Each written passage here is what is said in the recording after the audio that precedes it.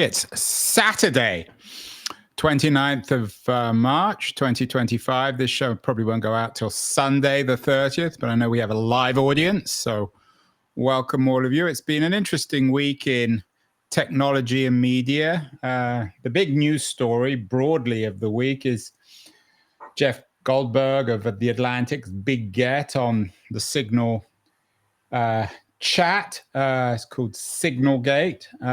So it shows still the relevance of defiant journalism, and I think the strength of the owners of The Atlantic, Lauren Jobs, whose commitment to free journalism reflects very well on her. Very much can be contrasted with Jeff Bezos's fold in the face of Trumpian threats. But for Keith Teare from That Was the Week, it's not a week of humans, it's a week of AI when it comes to media and technology. His front page of That Was the Week this week is AI gets into publishing. Publishers are noticing.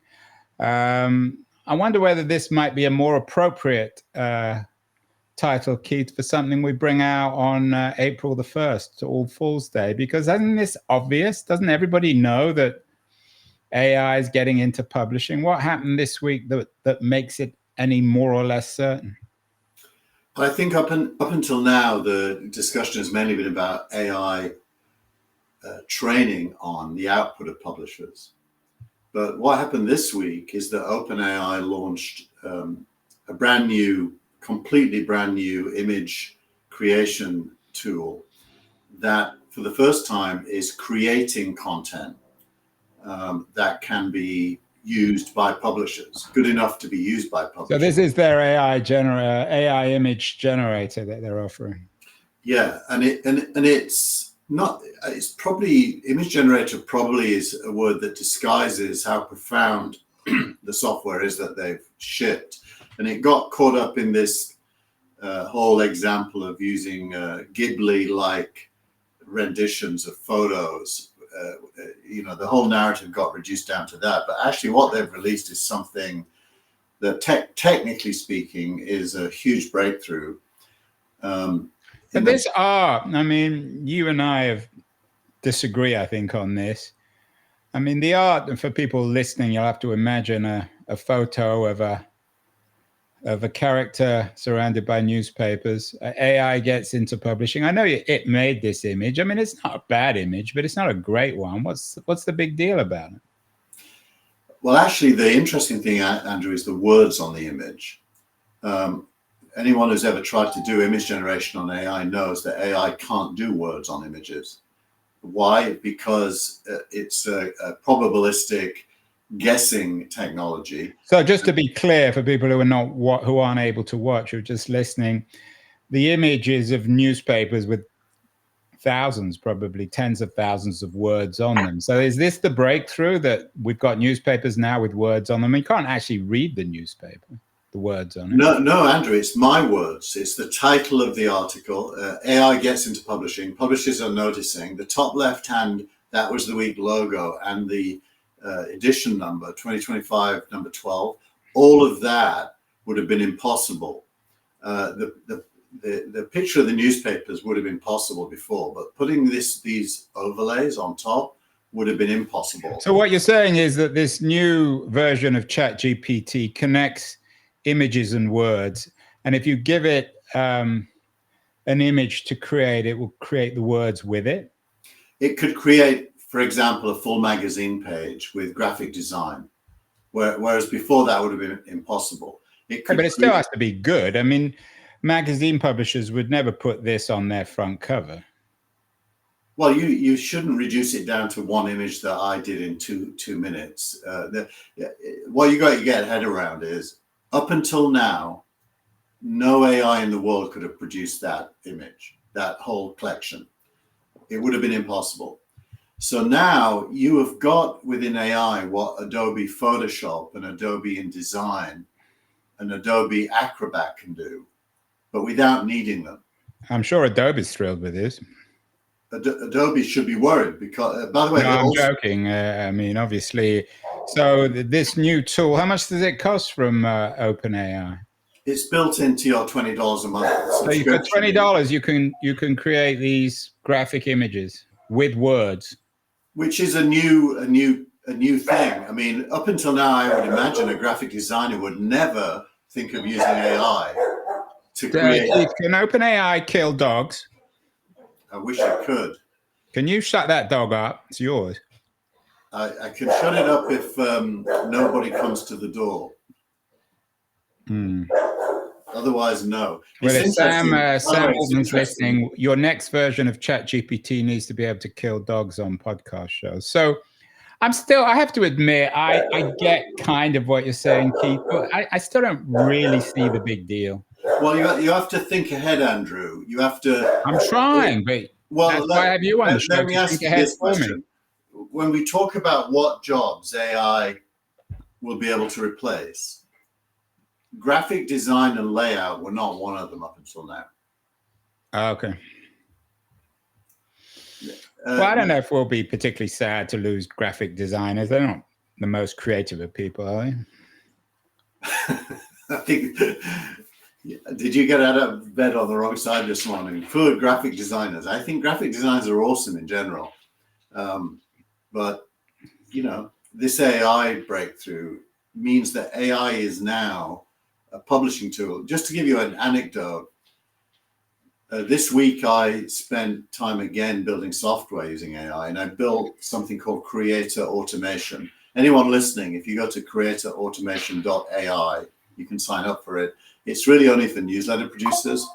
But what I do is I suck in all of the articles that I read every day, and the AI goes and creates snippets and summaries and creates my newsletter for me. So that's what I mean about AI getting into publishing.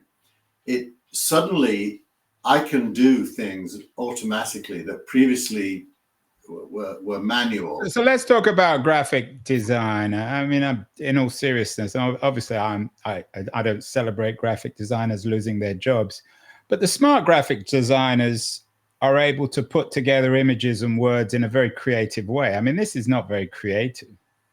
Well, that's just your opinion. I mean, AI gets into publishing. Publishers are noticing. I mean, I don't need some multi-billion-dollar AI platform to put that together for me. I mean, I could have done that in like under 1 second myself.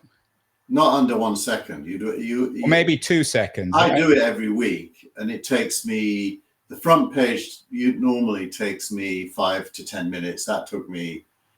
But what is the time? Is it the image? I mean, you're already creating AI images. No, it's the whole way. So you're saying it take you 5 or 10 minutes to come up with a title AI gets into publishing? No, you're not getting it. This is like a template, right? Every week, that was the week, looks like this, just in the way that the Atlantic has a look.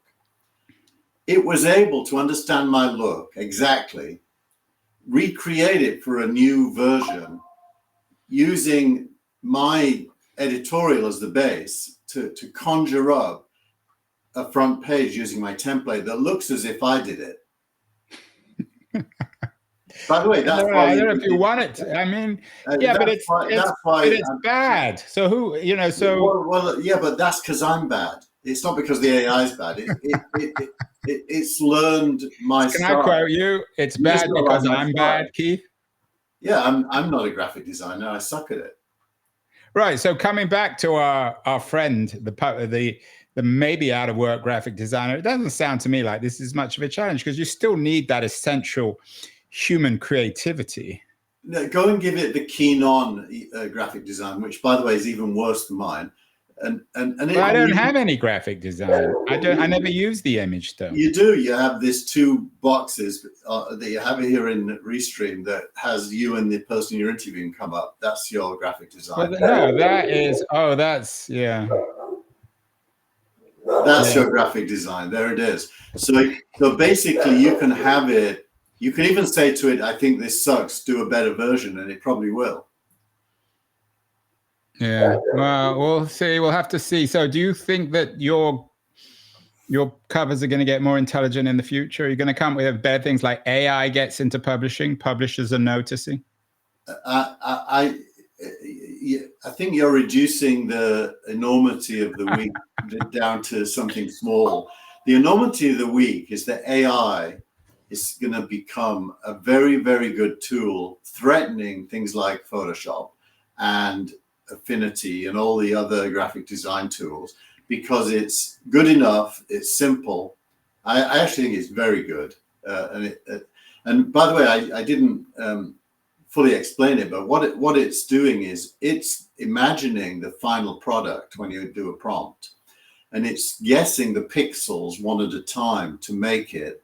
So because it's already got the final product, it doesn't make mistakes on words, for example. Whereas the previous generation started with nothing and guessed the next pixel without really knowing where it was going. So it was hit and miss whether it was any good. So I wonder whether this is going to have any impact on physical magazines. One of the other pieces you linked to from the Information this week is how a 30-year-old magazine, Fast Company, is embracing creators. Do you think that this kind of technology that you're talking about, this new image generation, that is it going to make physical magazines more or less dead?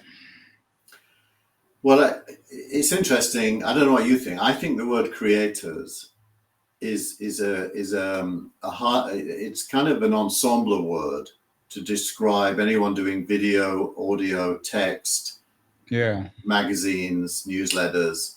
And I think what Fast Company did this week, which is what that story is about. What did Fast Company do this week? They announced a whole platform for enabling creators, in quotes, to use Fast Company's resources in different ways, and communities and such.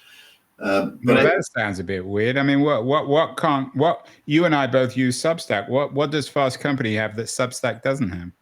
Nothing yet, but it's what I guess the moment is. It's understood that it's lost unless it can somehow get individual creators to relate to it. A bit like, to be kind to Fast Company, or maybe unkind to Fast Company. I think the magazine became irrelevant about 20. I mean, it's 30 years old. It became irrelevant about 25 years ago, didn't it? Yeah, it did. I'm being generous. Well, 26 years ago. But you know, the subtitle of this week's newsletter, "Publishers Are Noticing," relates to this story. But this is why we needed a $50 or $100 billion AI platform to come up with the words "publishers are noticing." Meanwhile, Keith, you do link to an interesting piece in O'Reilly by Mike Lukides on AI and the Kuhnian revolution, the paradigm shifting thing. What does Lukides tell us about the paradigmatic nature of the AI revolution? So he's adopting Thomas Kuhn's paradigm shifts as the catalyst for eras, if you will. So scientific revolutions create eras and are catalysts for those eras. And he's making the point that AI is one of those. He also makes the point that in a previous era, the mobile phone was one of those, the smartphone. I mean, I don't want to be unkind to Mike Lukides, but again, in this kind of obvious, everybody knows that. Well, the thing is, you only can get value from one of these if you identify it early and then interact with it. So as an observer of the AI paradigm shift, you will be the same person 10 years from now as you are today. But as somebody who understands it early and changes what you do because of it, you can gain value due to it. And so a paradigm shift is a starting point. It's not an end point. And I do think, I mean, if you ask yourself, what am I doing with AI that changes what I do? And if the answer is nothing, then you're missing out, because you can't gain value from something you don't use. If you do use it, you still might not gain value, but at least you're in the game. And I'm putting myself in the position of a graphic designer, serious one with talent, highly paid one. My sense, if I have no creative skills on that front. My sense is they might be better off to put all their money on analog and just assume that they'll survive, rather than going into the AI revolution. But I mean, it's a tough. I mean, photographers, I guess, are caught in the same dilemma. Yeah, actually, Publishers, in a way. There's a story this week, Andrew, about the history story, which is basically saying that this site lost 25% of its traffic after deep research came out that was able to. Yeah, I saw that. Where was that? Which section was that in? It's probably in the AI section, but I can't remember. Yeah, you've got so many sections, Keith. I mean, maybe what AI could do is simplify your. Oh, there it is. It's the fourth one in that AI section, Andrew. Is AI taking his readers? A leading history publisher wonders what's next. Yeah. So what's basically happening is that users, not the people with the skill, not the graphic designer, but users are migrating to use tools that previously they may have hired people to do. Yeah. And we've talked about in the past how the winners in AI will be generalists and the losers will be specialists. Yeah, I mean, I'm my example, and I'm not quite as Luddite or as skeptical as sometimes I appear. I had a young woman who was transcribing my Keen on America interviews, and it used to cost me, and she was meticulous and excellent, but it used to cost me $50 an interview at least, probably more like 100. And she was reasonable, maybe 2 or 3 hours of work. And now I can do it in like 2 minutes for free, basically. So, right. I mean, anyone who isn't using it, I mean, I'm not suggesting people shouldn't use it, but again, for mundane tasks like that, rather than creative ones, I'm still not convinced that these things can be particularly creative. But that's you. You're never convinced until you use something and it does something for you. You don't use images and words that much, but if you did, I guarantee you'd start integrating this capability into your workflow because it's cheap and easy and good. And whoever it would be that you were paying in the past, you would no longer pay. There's going to be a lot of that happening now. Well, I think websites are dead. I mean, certainly website builders are dead. Probably app. I mean, you've suggested that even app developers, and this you talked a week or two ago about the app you were developing with AI. So I'm not doubting it. I'm just not convinced by this particular image, but maybe I'm wrong here. Meanwhile, when it comes to the real media business, newspapers, once again, the news isn't particularly good. One piece of news, quote unquote, that you linked to is by John Battelle, the veteran observer of the new industry. And his headline on his search blog is Google and all of tech to news, shove it. It's like the old message from Gerald Ford to New York City, drop dead. This is a consequence, apparently, of Google's experiment on the value of European news content. So what does Battelle tell us about Google's lack of interest in the news business?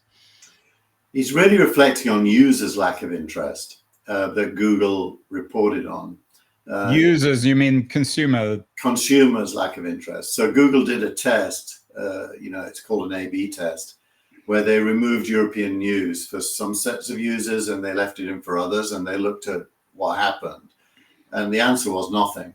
In other words, that the removal of European news had zero impact on usage and engagement. And this is kind of interesting in the context. So just to jump in, Keith, this is European consumers of European news or American consumers of European news? European. So Europe doesn't want to know about itself, is that? Well, I think it's more the point that people have got ways of keeping in touch with what's going on if they want to. And of course, we know a lot of people don't even care about that. But for those who do, there's lots of ways to keep up. And to be honest, having your newsfeed in Google, which, the European newspapers assume is valuable and that Google should pay for, Google's making the point that they're providing a service to those newspapers because actually there's no value in it. So coming back to news and creativity, in the O'Reilly piece, will AI be valuable in the creation, not just they talk about music and arts, but also in journalism? Is AI going to become central in journalism, which will mean that the economics of news will dramatically change? I mean, the broad answer is definitely going to be yes. AI is going to pop up as especially now that you can think of AI in terms of agents with tasks and tools. I experimented this week with an editorial writing agent. Oh, you did? Is that why your editorial was so bad this week? I'm teasing you, Keith. It was excellent as always. I didn't end up using it, but I could try. The results are very good, and it by the way, it removes your voice, so you really don't want to use that. But but a summarize agent or a snippet creating agent that reduces an article down to a small subset, those are real. So yeah, those are valuable. That's what I use for my Keen On is summaries of the interviews don't have your voice, so they may provide a beginning and then you can personalize it. But a five takeaway point is really good. It really does a wonderful job. It would take me hours to do that, and it literally takes 15 seconds. So in the software I wrote this week, I produced a feature called Show Notes, and I give the AI my entire newsletter with all the articles and say, produce the top talking points as show notes, and it did a really good job of it. Do you think the AI would be offended if I said its headline was terrible? AI gets into publishing. Publishers are no, I would be, because I told it what the headline needed to be. You mean those are your words, Keith? Can't even blame it on AI. They're my words. It rendered them. Oh, so you're to blame, not AI. You're the dimwit. Correct. Its only job was to create a graphic from my words. Well, that explains it. Meanwhile, we have, according to Nick Denton, one of the great veterans of the tech industry, a man who was successfully sued by one of our Thiel, was it? Peter Thiel, by one of our billionaire overlords. He had an interesting interview with Andrew Sullivan, our new Chinese overlords. Well worth listening to, at least the first 50 minutes. Then you won't have to pay for the podcast. What did you make of Denton? You know, I didn't listen to as much as you did, so you can tell our listeners what you took away from it. I put it in because I know Nick Denton. He's been kind of invisible for a few years, and he suddenly popped up in my feed. And he's a colorful character, both British, these two, by the way, and both gay. So it's like listening to two old British gays talk about China is entertaining. Very entertaining. What do the gays say about China that you and I, as British heterosexuals, don't say? Probably exactly the same things, but expressed through completely different styles of speaking. Yeah, I was struck. I mean, Denton is a very quirky character, very smart guy, but very odd as well. I was struck by how he's basically thrown in all his chips with the Chinese. Doesn't seem to be too bothered with their undermining of democracy or their rejection of Western democracy. He sees Singapore as the model for everything, even China. So it's definitely worth listening to. Well, and intellectually, that is not outside of the box I can get my brain into. I mean, you have to historicize a little bit that democracy is a very recent development of mainly European civilization. That, by the way, has been very provisional. I mean, even Germany and France and Spain and Portugal have all been democratic and not democratic within my lifetime. So, well, Germany not within my lifetime, but the others certainly. And so democracy, accusing China of not being democratic is kind of weird once you have history in your head, because it's never been democratic. There wasn't a time when it was. It's probably the most open it's ever been historically today. Yeah, and you're not going to sucker me into a Chinese conversation, but it's definitely worth listening to. Meanwhile, the article you linked to, which definitely wins the award for the most misleading title. Maybe we need AI for this. In the week of more Doge damage, there was a title from Union Square Ventures called "The DC Revolution Will Not Be Centralized." So I thought it was going to be all about citizen assemblies or some other kind of Jeffersonian political reform, but it's actually about the inefficiency of constant AC-DC conversion. Is that right? Yeah. So Grace Carney says the weirdest. I mean, the article itself is, I guess, if you're interested in that sort of stuff, interesting, but the title is very misleading. So it's misleading if your mindset is politics, but this is about electricity. And I learned something from it because I'm not an electrical engineer, but this is by Grace Carney. Yeah. So the electricity grid is run on what's called alternating current, which is a way for a current to be interacting with itself over wires over long distances to keep to not lose energy.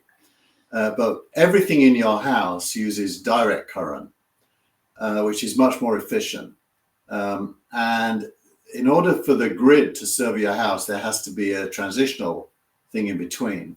And the point this article makes is that locally produced electricity from solar, for example, can stay on direct current the whole time and is much more efficient. Hence the decentralized part of this, which is a vision where the electrical grid ultimately will be able to be turned off because you won't need it, because all electricity will be local.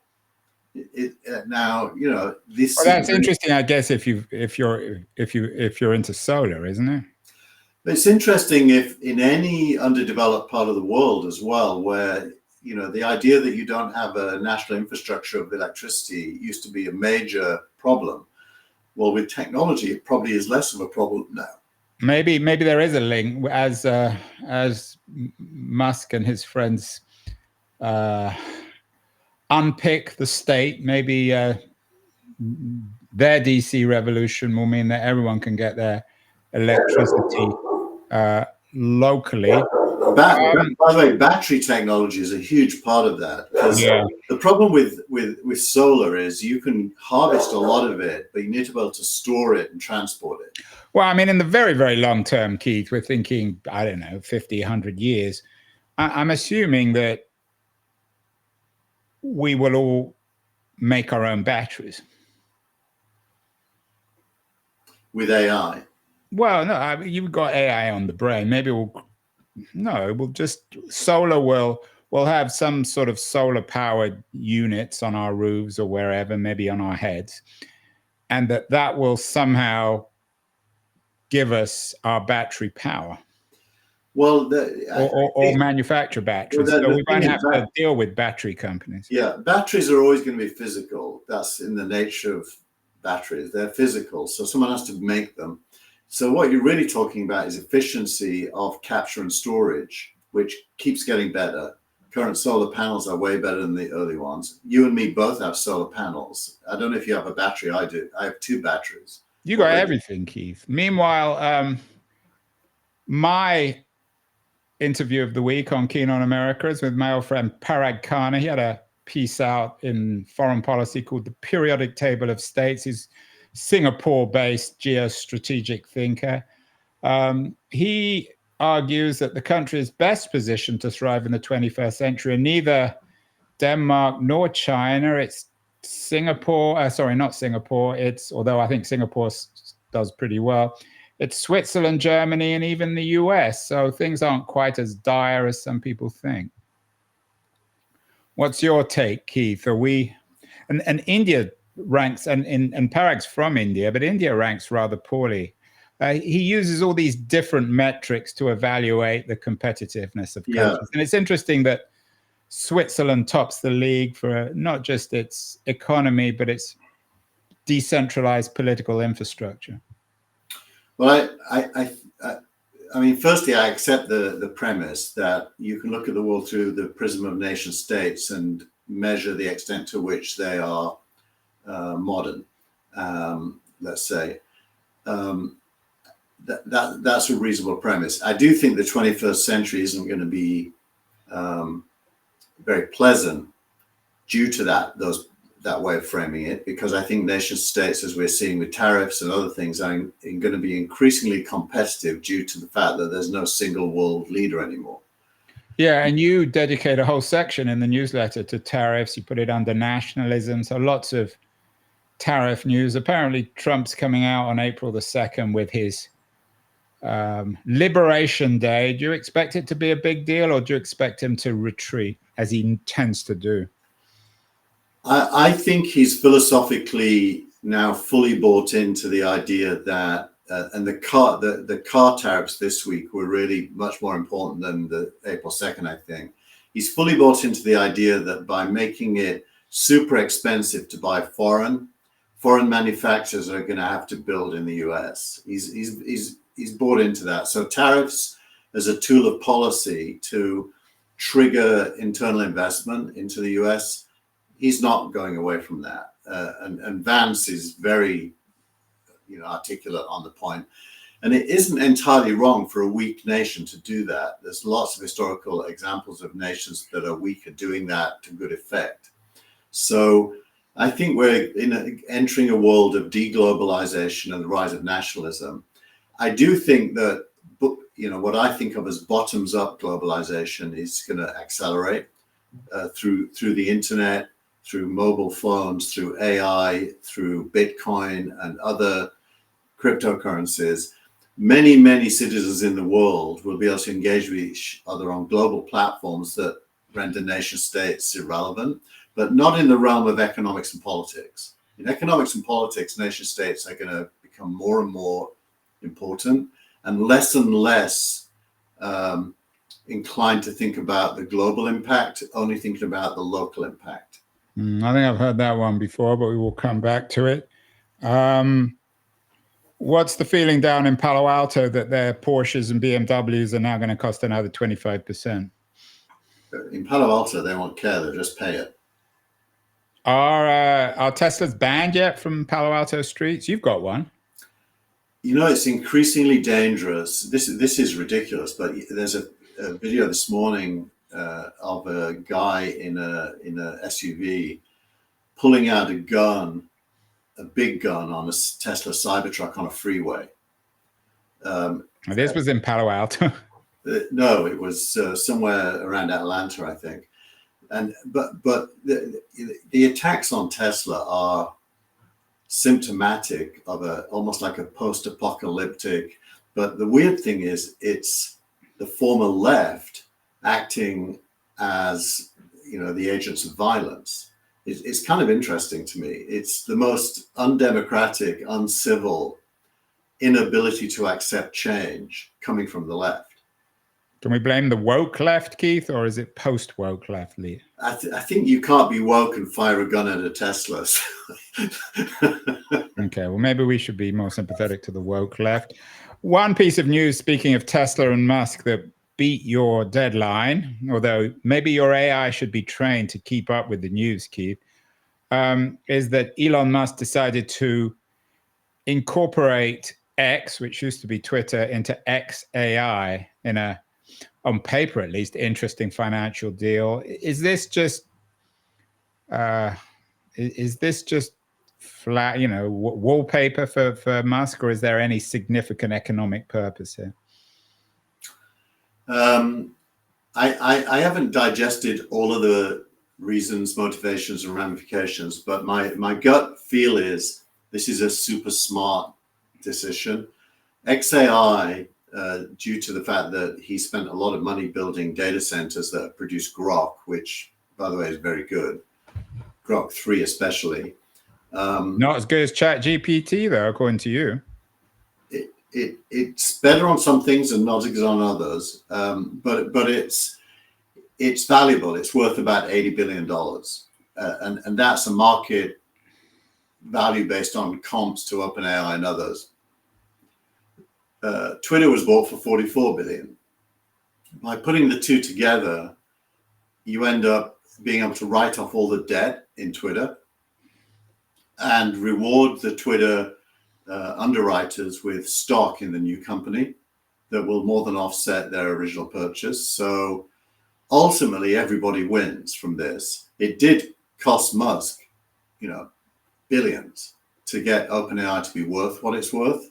So it wasn't for free, but it's another example of how his risk-taking brain doubles down in order to create new possibilities. If he hadn't built XAI, this couldn't have happened. Yeah, I mean, I don't think whether you like him or not, he's certainly, there's no doubt he's a risk taker, and he's bold and aggressive.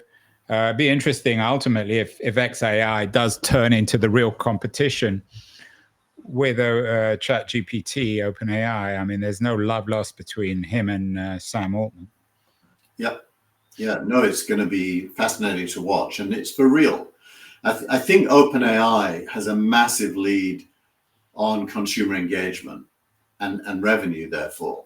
So what Musk has to try to do is get the 600 million people that use X to start using XAI to be even in the game alongside OpenAI.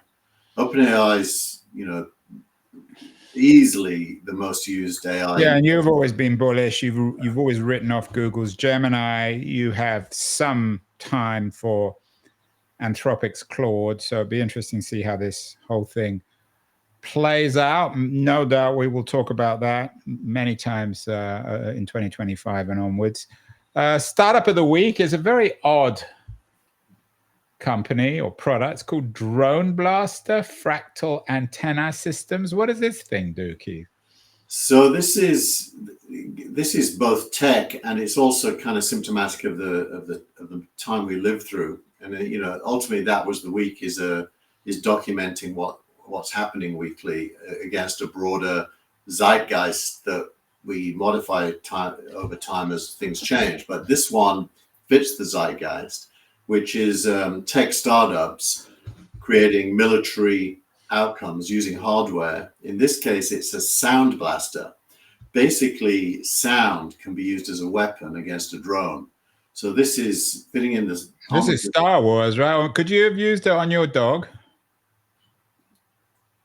Good experiment. I should buy one and try and see what happens.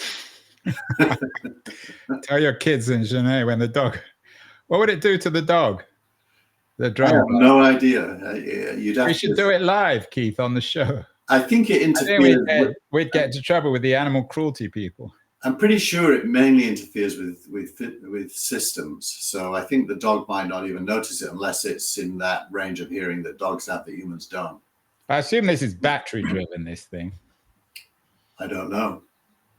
Actually, it was one of the interesting things out of the Denton thing is he's very sympathetic to some of this new military technology. The one person who came out of the interview he clearly hates for some reason is Kara Swisher.